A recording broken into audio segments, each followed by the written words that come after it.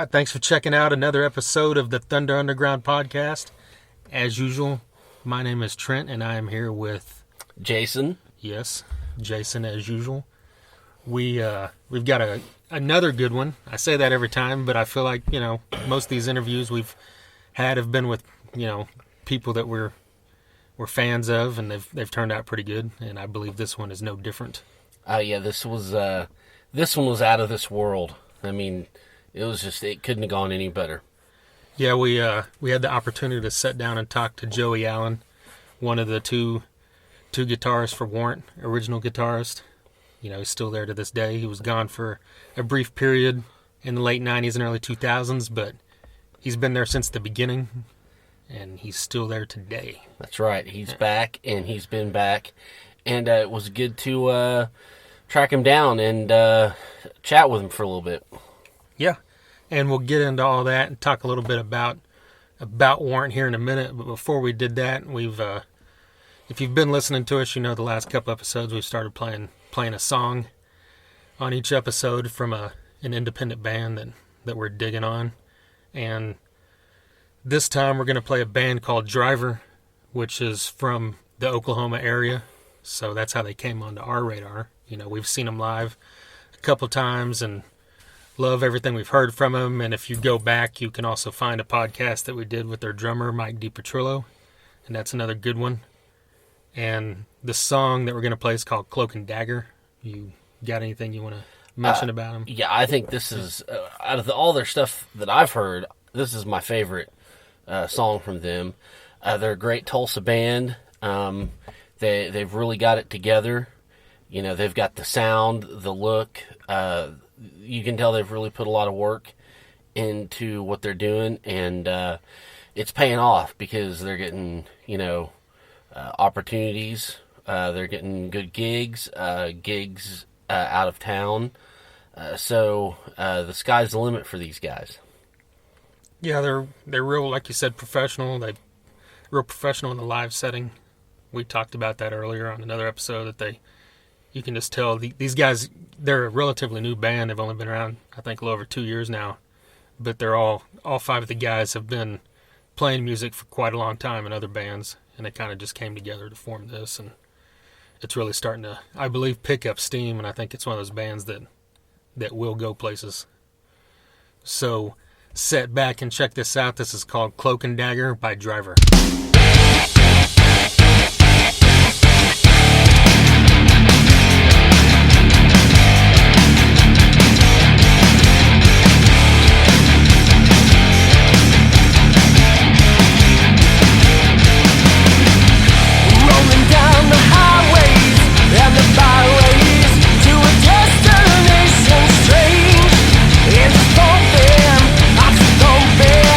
Open throttle all the way.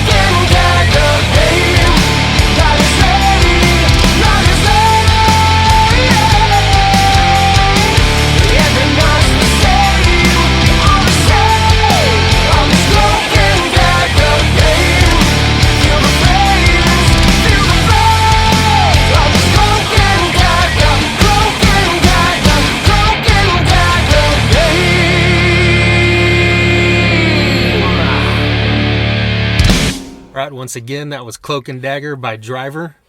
Be sure and check these guys out. Their Facebook is just Dryvr Band, all one word. Look them up on Reverb Nation. Buy their music. And if you're in this area of the country, they're actually playing this Friday. If you're listening to it this week, which would be October 9th, they're opening up for Jack Russell's Great White in Joplin. And then Saturday, they're playing in Fort Smith at a bar called Shooters. And then I think they're playing in Fort Smith again next weekend, which would be the 16th. And then they've got several other gigs, I know, in Kansas City and in Tulsa. And then they're opening up for Texas Hippie Coalition at the Canes Ballroom in late December. So, once again, do yourself a favor and check out some more music from these guys. We're pretty big fans of what these guys got going on. Yeah, like I said earlier, they're making things happen. They're professional as hell. Dryvr is how you spell it. So do not forget to check these guys out for sure. Yeah, and don't forget to go back several episodes ago and check out our podcast with Mike DiPetrillo if you want to find out more about Dryvr, what they got going on. Well, before we get into the Warrant talk, did we want to talk about this past Friday? Once again, it continues the theme of 2015 and the onslaught of new music. Yes, I think there was right around 487 bands that had new albums come out Friday. Right. Yeah. I think that's what it was. Yeah. You literally had everybody come out with a new fucking record Friday. I still haven't listened to all of it.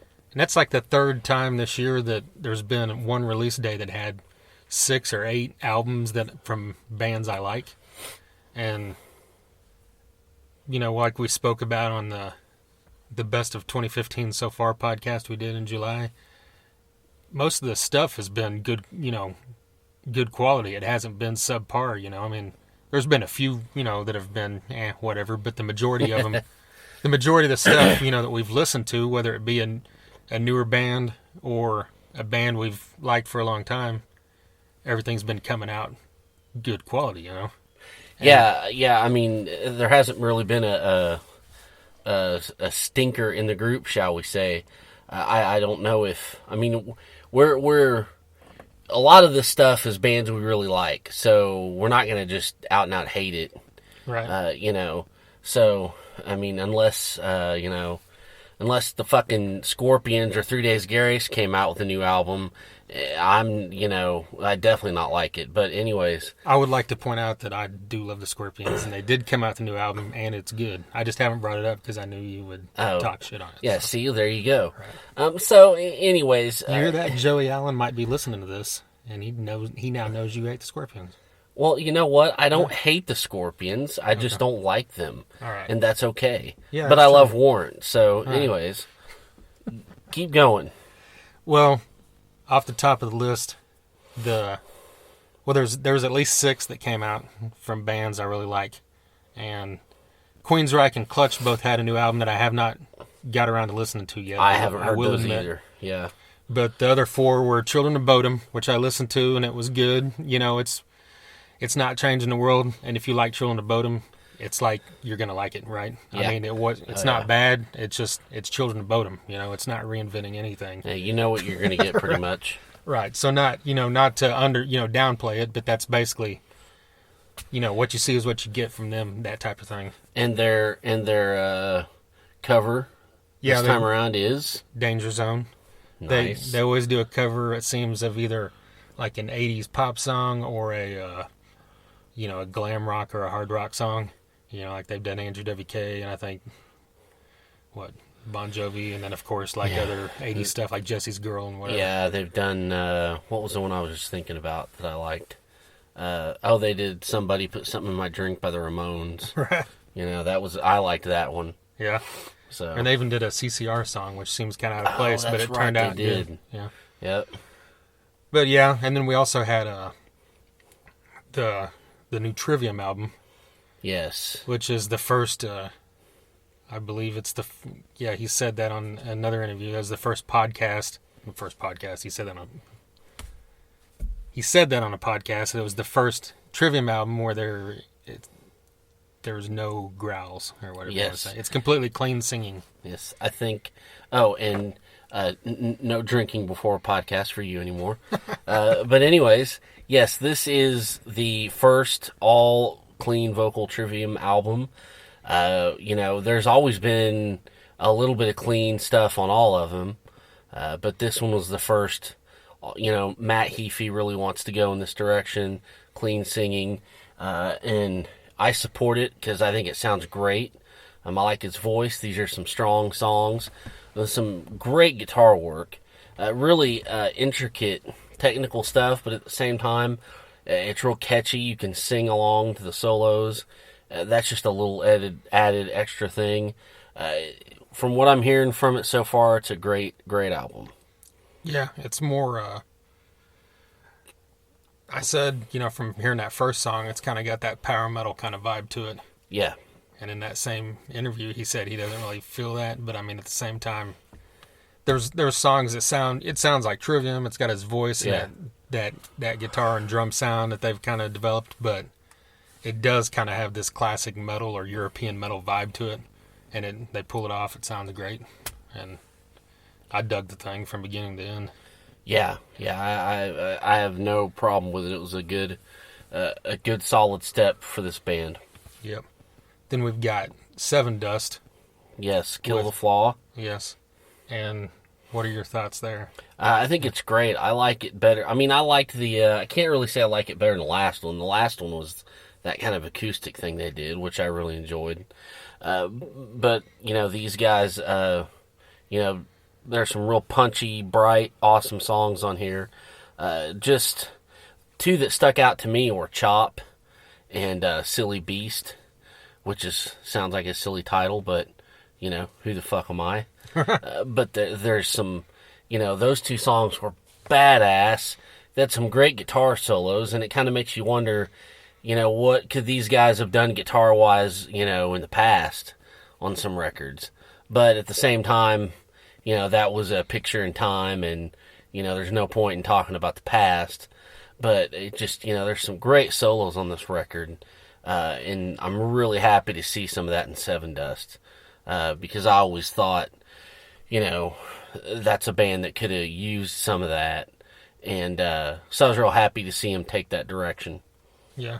Which I know they've kind of done before, but I just like that they're continuing it. Yeah, it's solid, great classic Sevendust sound, I mean, everything's there that that you like about Sevendust. Yeah. The amazing vocals, like you said, the punchy kind of, the riffs that they're kind of... Oh, yeah. Their kind of trademark riff, and then the choruses that get stuck in your head, like that single "Thank You," does that, and yeah, they're great at that. That's their thing. Yeah, and I like it better. I can't remember what was the name of the album before the acoustic one, the one like 3 or 4 years ago with Unraveling and all that stuff on it. I liked it. I like this one better than that. Yeah. After 2 listens, Okay. So, I mean, they're one of those bands I've always liked everything they've ever done. Yeah. But every once in a while they do something that is just a step above, and I think this is back to those first, few albums where I was really, just like loving everything. Yeah. Yeah. Going for the throat, as I say. Right. You think they named it Kill the Flaw because they don't like that band Flaw? I don't know. I mean, I would really, this would be a perfect opportunity to, take a dig on Flaw, but I don't really remember what they sound like. They could have been awesome for all I know. So I don't know. Maybe one of them's got beef with Flaw. Yeah. Hey, we saw Flaw open for Life of Agony a long time ago at Diamond Ballroom in Oklahoma City. Oh, really? Right? Remember I that? forgot about that, yeah. I can't even remember it. That's terrible, and I'm sorry. But, yeah. So, the Flaw, if you're out there, sorry. All right, now we've also got the Winery Dogs had their new album, their second album. Hot Streak. Yes, that came out Friday as well. And I had extremely like this was one of the albums I was looking forward to the most, like all year when it was coming out. Yeah. Just because that first album was like easily, I think that was the first, 2 years ago now or 3? I don't know. First year we did. 2013. Yeah. It came out. Yeah, and that was definitely like my favorite album of that year. And this one, I think after 2 or 3 listens, it doesn't instantly on that level of that first one to me, but it's like it's still there because obviously the musicianship. Oh yeah, for sure. Just that sound that they've developed. Well, basically that Richie Kotzen sound that's now expanded thanks to Billy Sheehan and Mike Portnoy. Yes, but that's the biggest thing for me is it's kind of cool to be able to see that Richie Kotzen is finally starting to get noticed. Because his solo stuff, never really got noticed on a mainstream level. And, even myself, I listened to some a long time ago, but just kind of forgot about it, and, after the Winery Dogs came out, I went back and listened to a bunch of stuff, and it's, like, so great, like, just this great blues-driven, soulful kind of rock and roll. Yeah. And that's exactly what the Winery Dogs is, but just amped up, into a hard rock setting. And this album's, full of great songs, like the first song, the single Oblivion, even the second song, Captain Love, and what was that song you said you were digging, the slower one? Think It Over. Yeah, Think It Over. And trying to remember the bridge, has a great, kind of guitar groove to it and everything. Yeah. And it's just, it's just one of those things I could just repeat myself over and over that it's cool that all 3 of these guys are, at least 2 of them are getting a second wind, in the mainstream a little, and Richie Kotzen's finally getting his due, basically. Yeah, well, for so many years, Richie Kotzen, it was all about guitar. When anyone talked about Richie Kotzen, it was guitar this, guitar that. But the guy's got a fucking voice, man. Yeah. I mean, the guy can sing, and it's not like, oh, he's got a nice voice.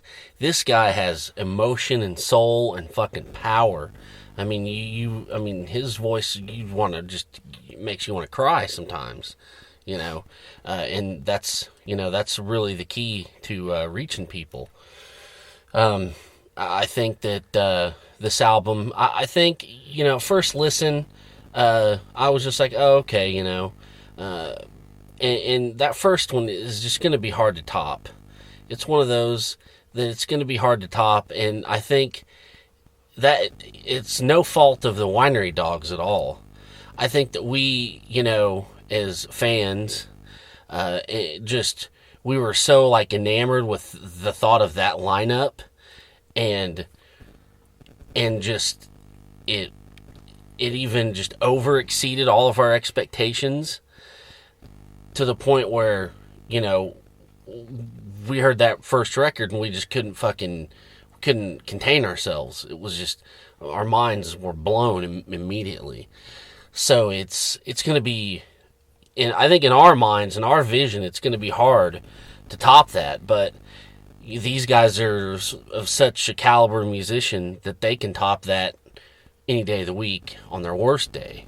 Right. And I think after a few more listens, I listened to it today at work, and I mean, it's just great. Billy Sheehan is probably my favorite bass player, ever. Through all the years and through hearing every style and and what works. I really love his style, and I can't get enough. I'll go on YouTube and just watch 7-minute bass solos by Billy Sheehan. Right. And because it's just amazing. And, there's so many elements to this album. So many moods and so many, there's amazing songwriting. There's great melodies.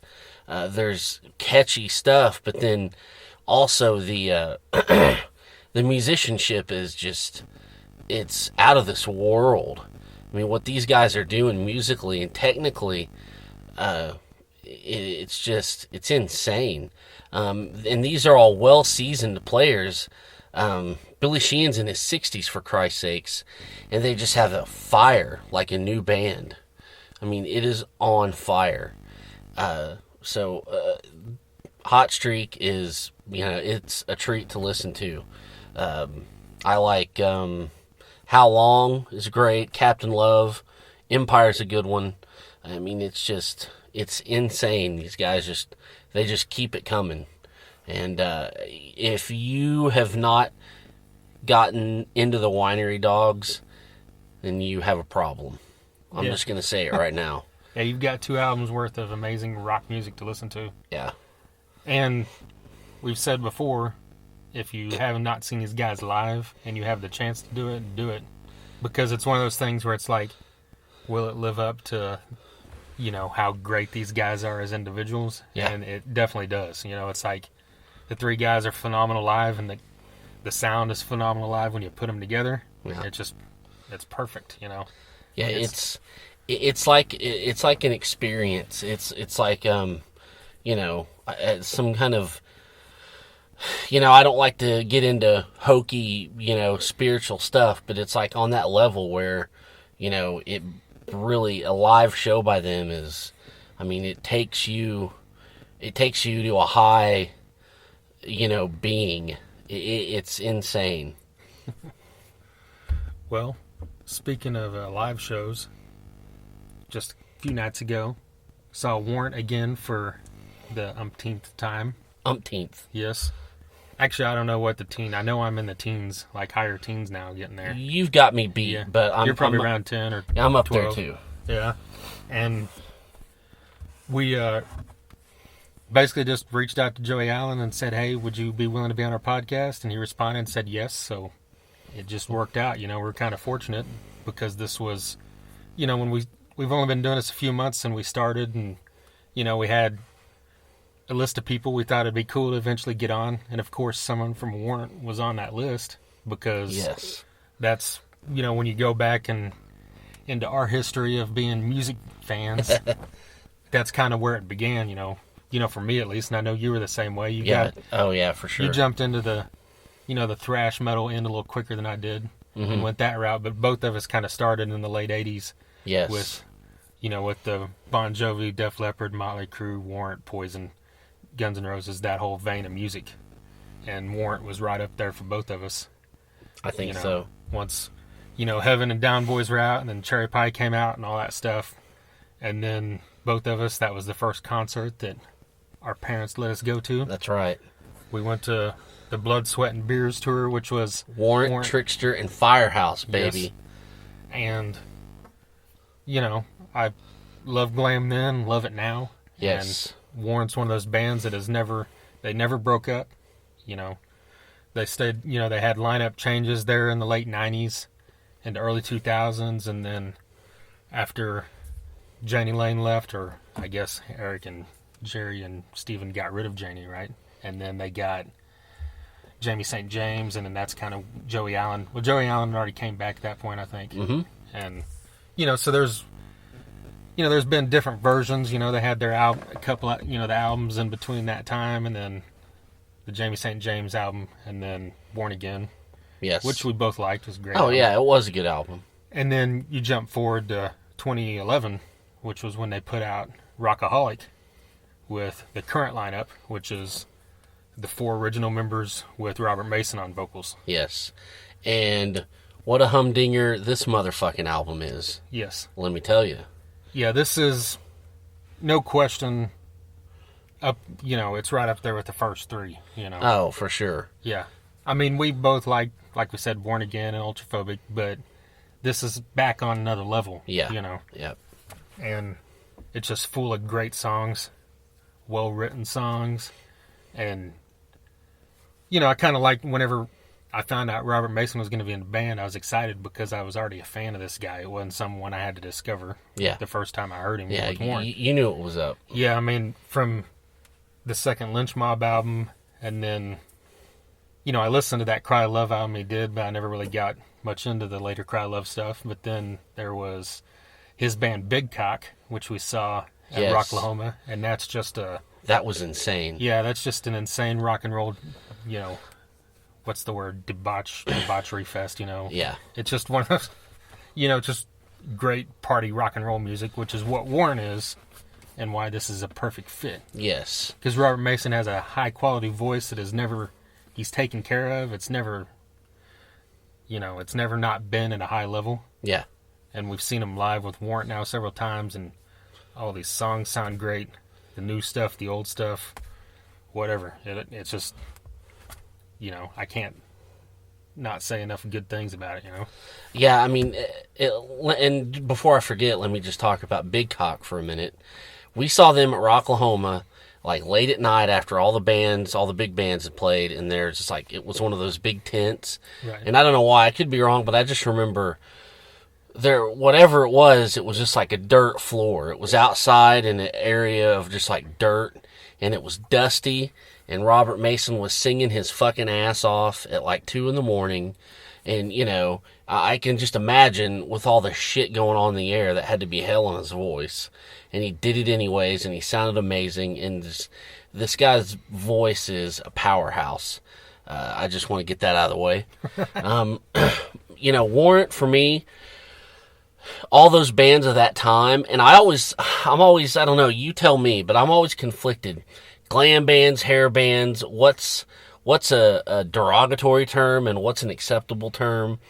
I don't know, because, some of these bands to me are more than just a glam band, A glam band to me is like fucking Pretty Boy Floyd. Nah, I don't want to fucking, this is to me, it's like just more like astute rock and roll, but that came from that era. I don't know, I might be talking out of my ass at this point, but what I'm getting to is those kind of bands, Warrant, Poison, Slaughter, Firehouse, Rat, Winger, Trickster, those were the bands that, I cut my teeth on. And they were the entrance into the whole rock and metal world. They were my first steps towards other things. And when those bands weren't fashionable anymore, and people, threw them away, I never did. We never did. Because I still liked the music, and I still remembered what those bands opened me up to, and I wasn't going to let it go. And we caught a lot of shit for it. Right. And we didn't give two fucks. Right. I see no problem with being a fan of Slayer and Warrant, and that's what I am, and I don't give a shit. So, and Warrant was always my favorite one. I love Jenny Lane's voice. They had, the catchy stuff. They were fun. As a 14-year-old kid, they were, in the late 80s, early 90s, they were everything you'd need.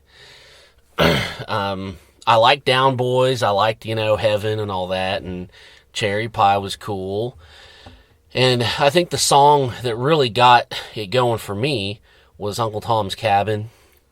And then, I picked up the album and just got into it, memorized it, went back and got the first album, 32 Pennies, In the Sticks, Big Talk. I mean, I fucking love that shit.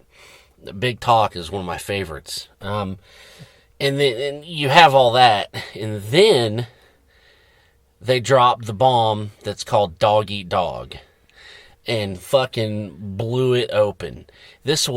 I think it's such a fucking shame that this album didn't catch on as much as it should, because of the incoming shift in, musical tastes and, all that kind of stuff.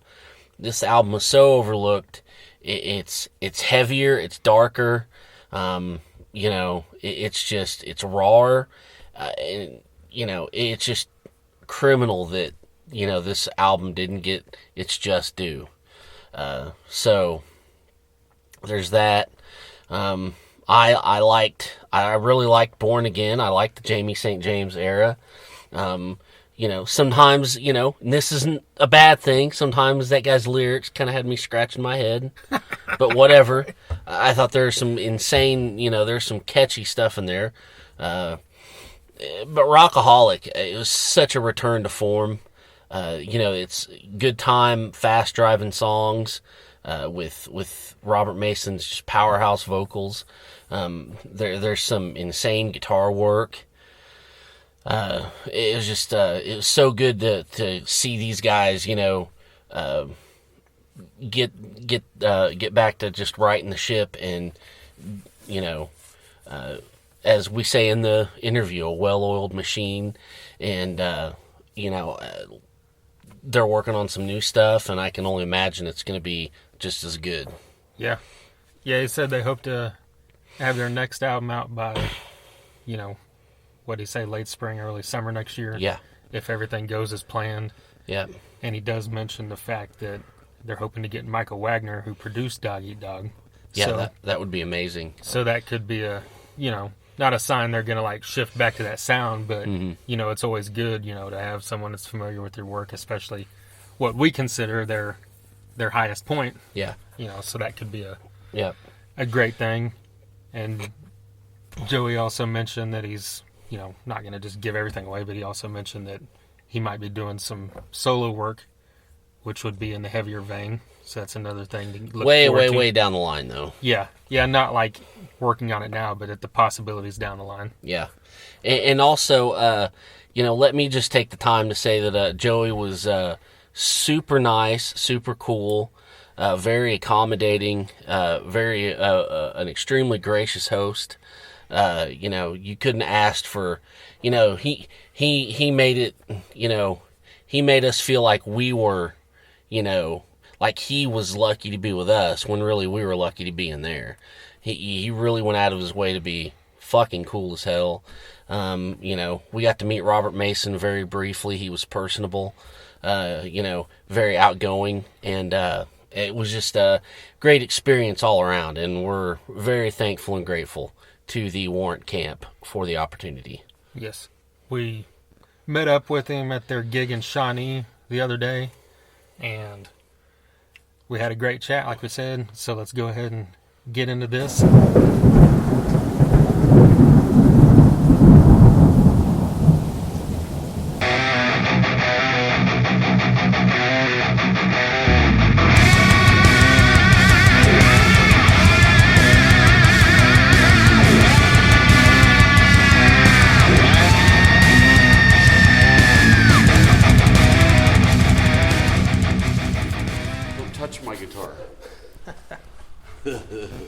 Come on, I'm chilling, brah. I know which one. Don't fucking turn me back into fucking aggro, man. You're Mahalo Joe now, dude. Yeah, Mahalo Joe. Did you get that all week? Just mahalo. What are you doing? Robert was texting me pictures of different cocktails from Waikiki, and I was texting him beers at like 10 a.m. Yeah, really? Yeah, then I have been up since 5. That means I was up at 5. I was up at 5:30, 4:30, or 5 every day. Yeah. Hey, Apple Wine guys will know if they can get some. Oh, if I can get some of their picks. I'll get some. Get some. Kips knows where my picks are. What's your pick? Yeah, get me one of each. Get me a few of each for my kid.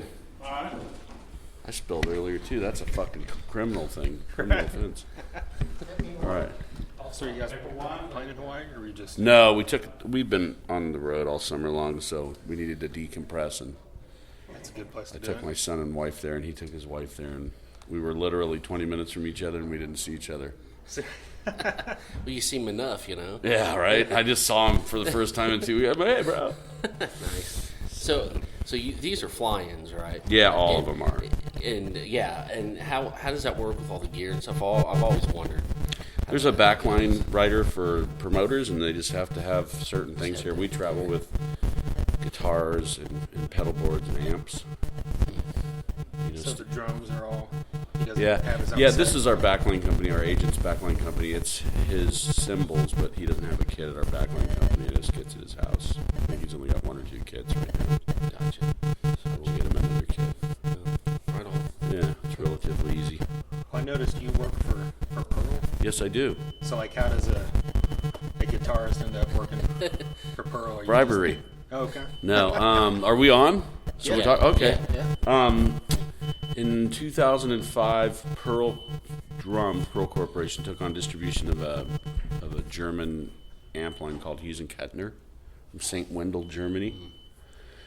really high end, and they reached out to me. I've got friends at a lot of companies, as you would suspect, because we've done this since Jesus was a baby, right?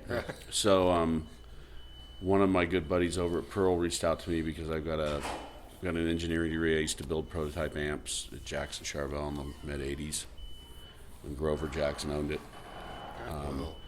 So they wanted me to come in, and we talked about being product specialist. I wanted a sales gig because it was on the West Coast, and it just worked out. And I got the sales gig for amps, and I did that for about 3 years for Pearl, and then they stopped distribution of Hughes and Kettner, and I moved over to the drum side, got an opportunity, and I've been with them for 10 years. So it's kind of music 24/7 for me. Yeah. You know, but it's also, is this all we got? Okay. Well, for the All right.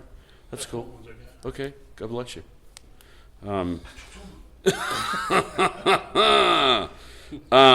So yeah, I'm blessed to be able to do music 24/7. I just don't get a lot of sleep. Right. That's why I went to Hawaii for a little time with my family.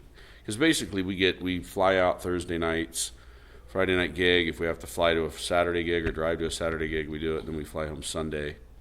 Then Monday at 5:30, I'm on the line with Pearl because Pearl's headquartered in Nashville. So Wow. Were you, do you play drums, or is it just something? very poorly. Oh, okay.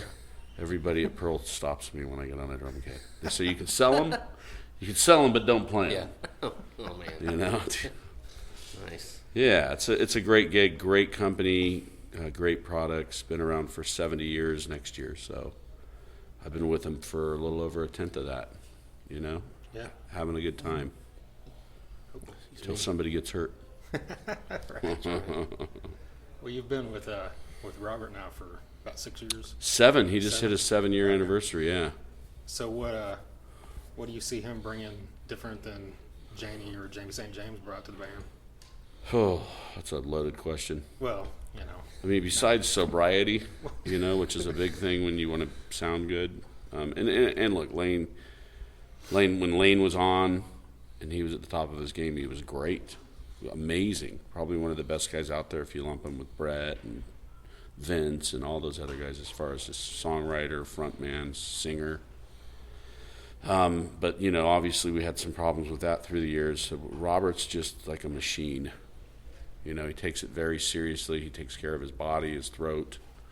Doesn't mean he doesn't have a drink here or there, you know, to have a little good time and relax. But he's just the consummate professional musician. Probably more than anybody else in this band, I would think. Because I think about it. I mean, if you just got to play, what are you going to do? You're not going to fuck up your fingers unless you put them in a meat grinder, right? Yep. But he's got the instruments, you know, here. So he's a bro, you know. He's just narcissistic enough to be really good and not an asshole. You know what I mean? That's the key. You got to find that line. The line, we found it. Robert Mason. We're cloning him, and we will have Robert Mason clones in all the bands that can't seem to tour, like Rat and Poison. And no, anyways, Well, Blotcher's Rat or the other? I don't know. Rat. that Yeah. you know, that was one. Rat of with the, everybody but Robin. You know. Yeah, that was one of the things. I mean, from an outsider's point, I mean, just, you know, a fan, you guys really seem like at this point a well-oiled machine, and like with a, like you said, professional, the goal.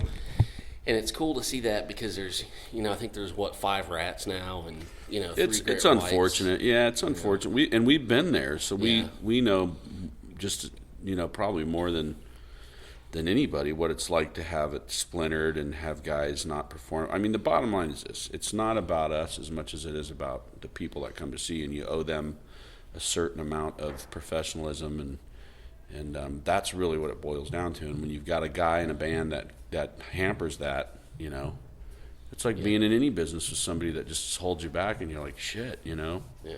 And then on the same side, you know, when it gets to the guys that have, you know, a struggle with substance, you try to help because you care about the people, and if you can't help, that's duly as frustrating. So now you're frustrated playing and you're frustrated personally, and it's just a big burden to carry around.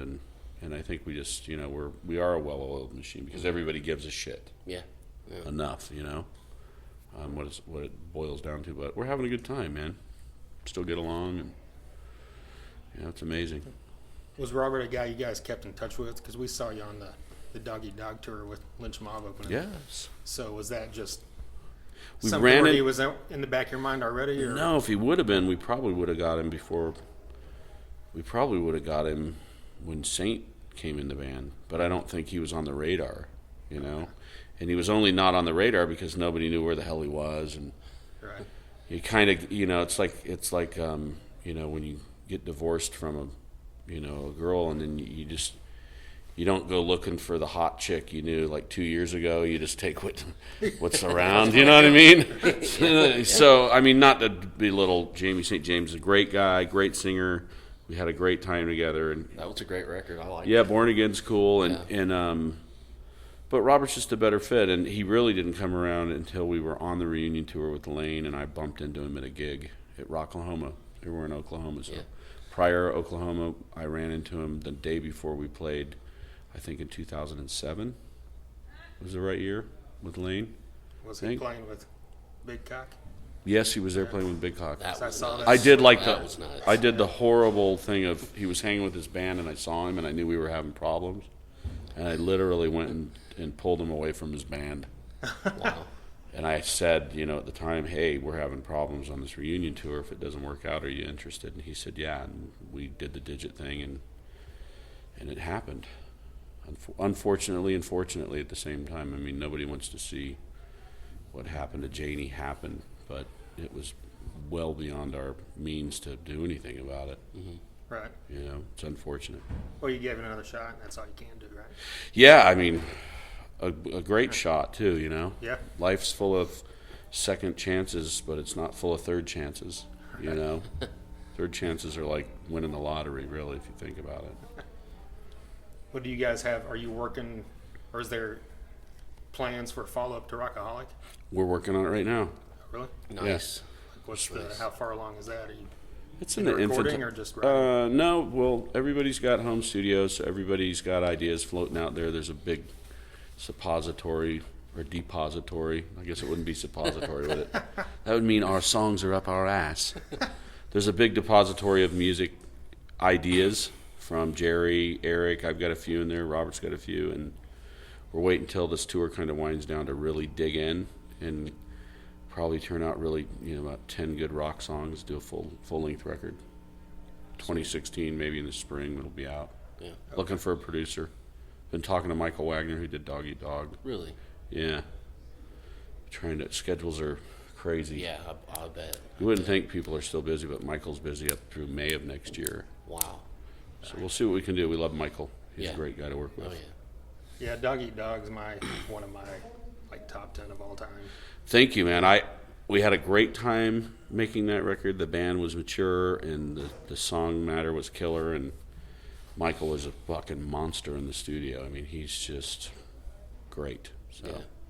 Yeah, that was that record was like, okay, here they are. yeah, You know. yeah, we were produced Yeah. a little better than the first two. No more fucking around now. Yeah, there was more guitars in the mix, and Yeah. you know, not to take away from what Bo Hill did. Bo Hill did what he did the first two records, but they were pretty heavily vocal and drum oriented. Yeah. You know, Right on. coming from me. What are you, like the 5 albums you play on, what do you think would be your favorite?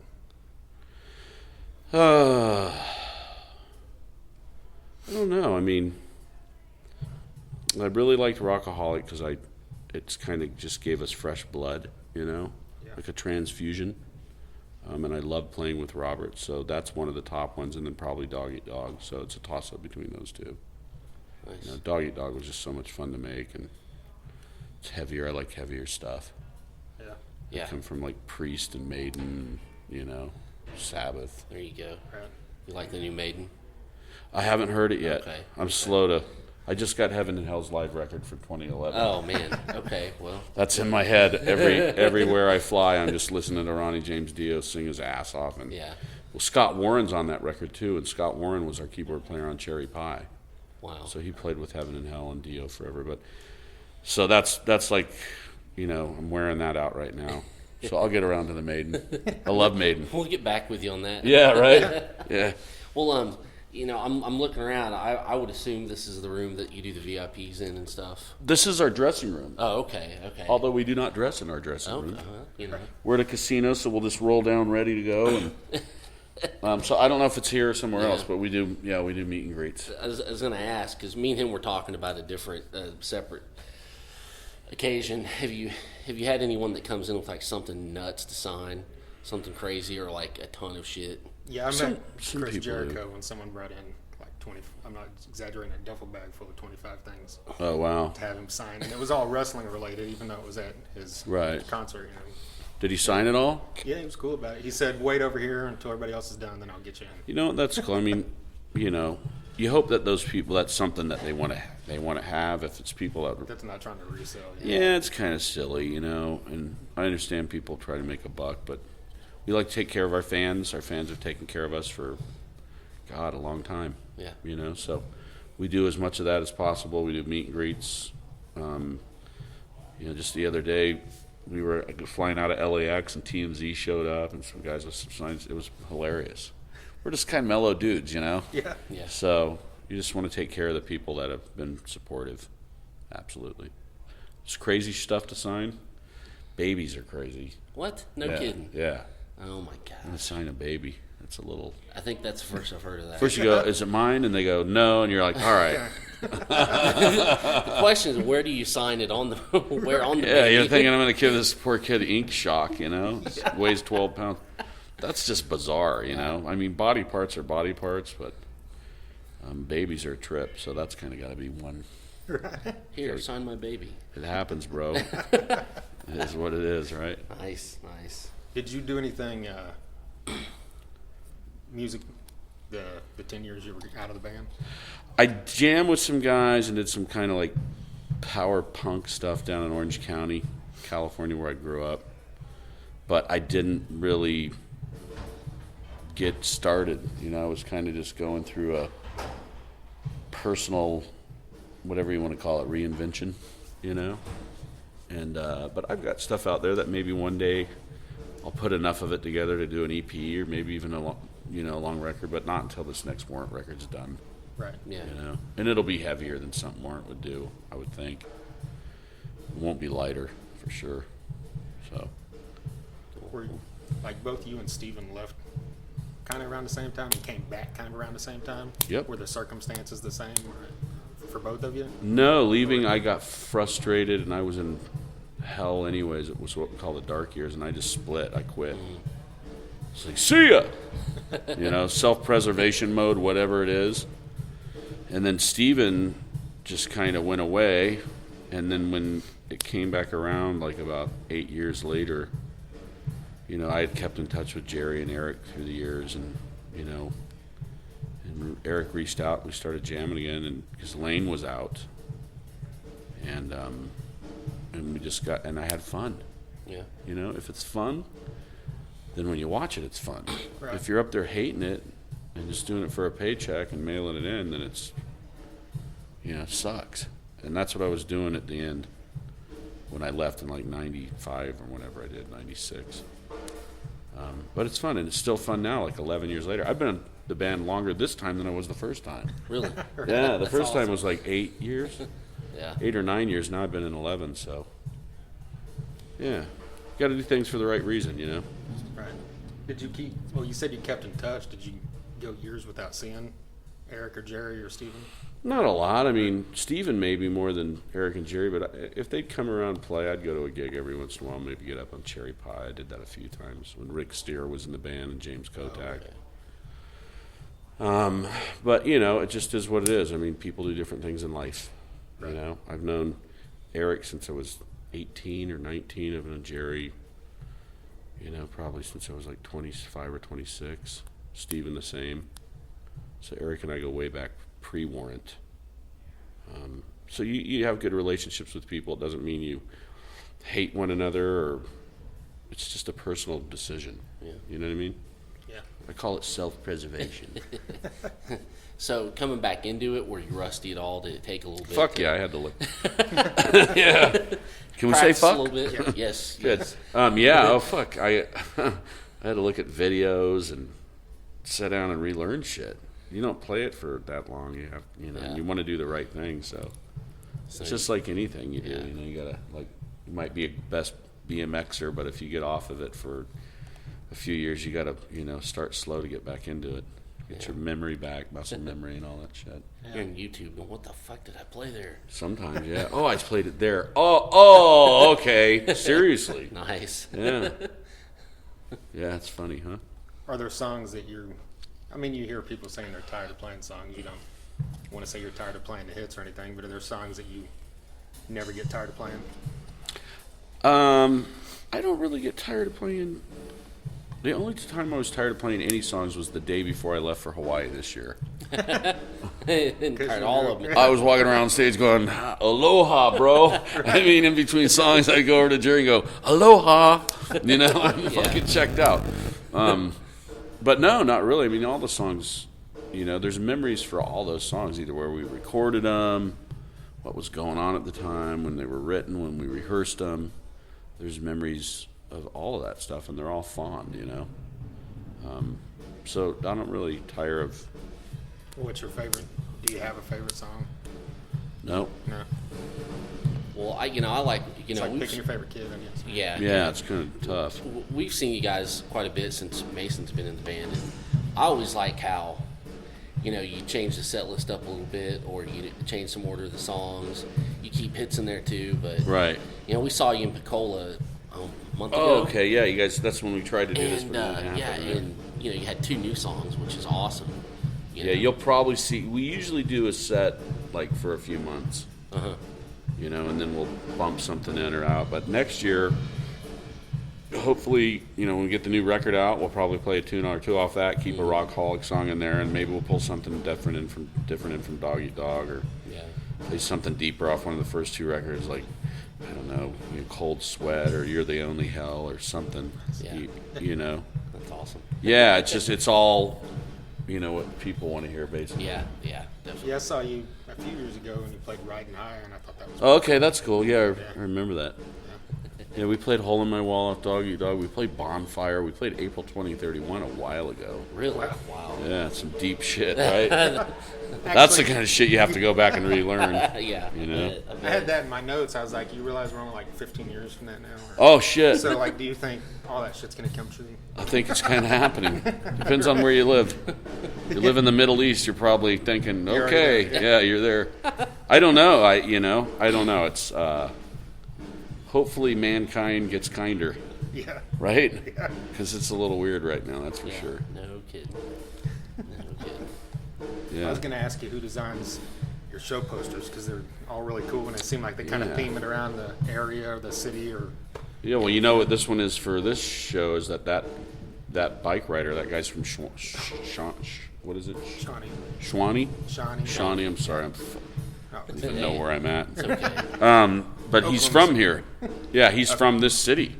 Okay. So the guy who designs them, a guy named Kevin Goudat, he works for Deadline Media. He's a great artist and a friend of the band's, really tight with Eric, but everybody loves him, and he just does a fabulous job on all that. And then our buddy Chris Beal prints all that stuff up for us. He actually sat in when Steven got his rotator cuff surgery. Chris was playing drums with us. He's a great drummer. In fact, if I do solo stuff, it'll probably be with Chris. He's a good dude, so those guys help us out. But yeah, Kevin Goudat. Right on. Yeah. You said earlier you were into heavier stuff. Is there any newer, heavier bands you're digging on? I don't get into the new stuff. I just get the old stuff. Well, there's nothing wrong with that. I'm 51, and I just look. I'm and what's funny is I listen to stuff like Joe Jackson or I just got the knack. Get the knack. I just downloaded that or got that on my iTunes, and because I listened to that record when I was a kid. Yeah. So there's a pretty wide variety of stuff I listen to, but new stuff. We just met up with the guys from Yellow Card. They're not really new, and they're kind of that pop punk stuff. So I got their CD. They gave me their most recent, so stuff like that. But if I don't. I mean, radio's not the way it used to be. No, it's definitely not. You know what I mean? Yeah. Don't get me started on that. Yeah, I know. So it just is what it is. Yeah. And I don't watch TV. I watch cartoons. I got a 3-year-old son and a 24-year-old daughter. Nice. Yes, that's a gal. Yeah. Listen to Steven in there noodling. Yes. But yeah, so not a lot of new stuff. Right on. Well, that's all right. Well, speaking of old stuff, are there bands that you guys toured with back? Do you have a favorite tour or anything, or a band that you toured with? I mean, whether you were Not opening or they really. were opening. No, not really. Was everyone cool? You don't have anyone that like Yeah, there's always, dicks or whatever. dude. There's so many. I'm a dick. Everybody's a dick. Everybody's a dick in this industry. Or everybody's To a point, yeah. everybody's been a dick. I'm sure you haven't always been a nice guy. You know. He hasn't, believe I me. mean, we've all got our days, and for the most part, every time we went on tour with a band, if we were opening or they were opening, we had a good time. You know. Cool. We still play with some of our guys that we used to tour with back in the day, and everybody's cool. Yeah. You know, I mean, we play with Brett, or we play with Firehouse, or Vince does a solo run, and we play with him. Everybody's like, "Hey, bro, what's up?" It's just, you know what I mean? That's, you know, everybody's cool, especially now. Yeah. Yeah. Yeah, the first show both of us ever went to was the Firehouse Trickster Warrant tour. Oh wow, yeah, I think he's. Yeah. Did you say that? Yeah. Yeah. That was a good show. And that then was me and memorable as hell. Me and my girlfriend drove to Dallas when you guys did that, like, was that 3 years ago, the 21st anniversary of it? Wow. Yeah. I think, yeah, that would have been 2012, yeah.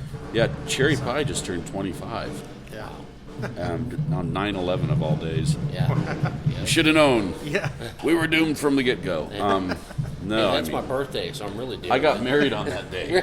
Yeah. What the hell? I don't know, dude. Like a current marriage? Or Yeah, Okay, my so- second one. so we're The one still that's good. working. God bless my ex-wife. She's cool. We were just young. But yeah, I love my wife and my family. I'm really mellow and quiet about all that. I don't post family crap. I'm just a private guy. Yeah. But I got a cool setup. Got a good family, and things are mellow. And I'm blessed to be able to come out and play music. You know. Cool, man. Cool. Yeah. Cool. Well, I mean, you got anything else? No, All right. we covered it all. Went through my Right on. notes. So. Drank our beers. We're fucking done. Huh? Right on. We'll enjoy tonight. Yeah, we You guys got appreciate tickets and everything? You good? Yeah, we're just going to Okay. get them at the door. Yeah. So. Okay, I can put you on the list. We don't have a big list. Just write your name down and I'll add it to our list. Okay. Cool. Okay. Cool. And then, Appreciate that. yeah. That way I Yeah. don't have to spend you buy more beer, right? All right, there you have it, our chat with Joey Allen of Warrant. Once again, we were very thankful he took the time to do it with us, and we thought it went pretty well, and we're excited to be able to bring that to you on the Thunder Underground podcast. That's right. We were, at times, I really wanted to geek out, but I held it in. And, also, by the way, the whole where do you sign the baby thing, I wasn't trying to be a perv. You brought that up because your fucking mind's in the gutter, Trent. So you deal with that. Hey, I got nothing on that. No. Dude, Well, it was a great interview and it was a great time. So there you go. yes. Yes, like we said earlier, check out Rockaholic if you hadn't, and if you just like good time rock and roll, hard rock music, you'll like it. I promise. Yes. You know, it's classic hard rock and roll. That's all you can say. And look forward to hearing the new stuff, and you can check them out. They're on all the social medias, Facebook and Twitter and Instagram and online. Check them out and see if they're coming to a town near you soon. Yeah, and that's the thing is, Thursday to Sunday, Friday to Sunday, every weekend it seems like they're somewhere. Yeah. So you should be able to check them out. Yeah. And then check us out online at thethunderunderground.com. You can check us out on Facebook and Instagram and YouTube, all at The Thunder Underground, all one word. And then you can check us out on Twitter at THNDRUNDR Ground. And, of course, on SoundCloud, which is where this is hosted, at Thunder-Underground. And until next week, you got anything else you want to say? Hey, I'll go ahead and say it since it's recorded. Go ahead and say it. Our next week, our interview will be with Sid Falk, not the original drummer, but the original drummer was Rat Skates of Overkill. Yes. But he's from the classic lineup that most people hold dear to their hearts of Overkill. That's right. And this one was a good one. It's a two-parter. Yeah, it's two-parter because it was quite long. Yes, get comfy, grab a cold beer and a chair, and, this will be a good one next week. Yeah, if you're a fan of thrash metal, then you're probably a fan of Overkill. How could you not be? True. And this guy's one of the top, best drummers in thrash metal history, so, definitely look forward to hearing this. I look forward to listening to it back, so That's right. It's going to be a good time, and we've also got other great ones coming up. We've got one with Scattered Hamlet, and we've got some other ones down the line, so keep tuning back in. We appreciate you doing it. Until next time. See you later.